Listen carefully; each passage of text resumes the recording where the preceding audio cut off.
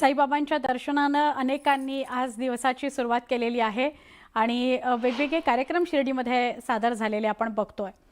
तर पुढे ही गुढी उभारतानाची दृश्य आपण बघतोय। हा जो सुवर्ण कलश आहे, साईबाबांचं दर्शन झालेलं आहे सगळ्या न्यूज 18 मराठीच्या प्रेक्षकांना आणि या मंदिराच्या सुवर्ण कलशावर गुढी उभारण्यात आली। हजारोच्या संख्येने साई भक्त इथे दाखल झालेले होते। ही गुढी उभारतानाची दृश्य आपण बघतोय। अप्रतिम अशी गुढी उभारण्यात आली। मोठा उत्साह बघायला मिळत असून मराठी नववर्षाची सुरुवात साईबाबांच्या दर्शनाने करण्यासाठी हजारो भाविक शिर्डीमध्ये दाखल झालेले आहेत।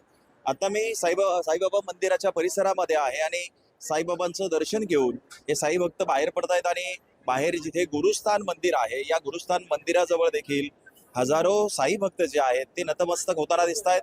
या ठिकाणी जे निंबवृक्ष आहे, या निंबवृक्षाखाली साईबाबा म्हणत की हे माझं गुरुचं स्थान आहे, त्यामुळं इथल्या दर्शनाला देखील अनन्यसाधारण महत्व आहे। त्यामुळं असंख्य साई भक्त जे आहेत ते या ठिकाणी नतमस्तक होत असतात।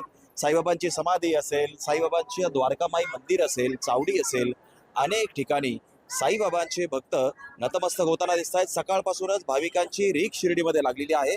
पारंपरिक पद्धतीनं शिर्डीमध्ये उत्सव साजरा करण्यात येतोय। साईबाबांच्या मंदिरावरती गुढी उभारण्यात आलेली आहे। आज दिवसभर विविध कार्यक्रम होणार आहेत। संध्याकाळी साईबाबांच्या सुवर्ण रथाची गावातून मिरवणूक निघणार आहे। त्यानंतर धूप आरती होईल आणि पारंपरिक पद्धतीनं दर गुरुवारी निघणारी रात्रीची पालखी जी आहे ती देखील निघणार आहे। एकंदरीत गुढीपाडव्याचा मोठा उत्साह शिर्डीमध्ये बघायला मिळतोय। हरीश दिमोटे, न्यूज 18 मराठी, शिर्डी, अहिल्यानगर।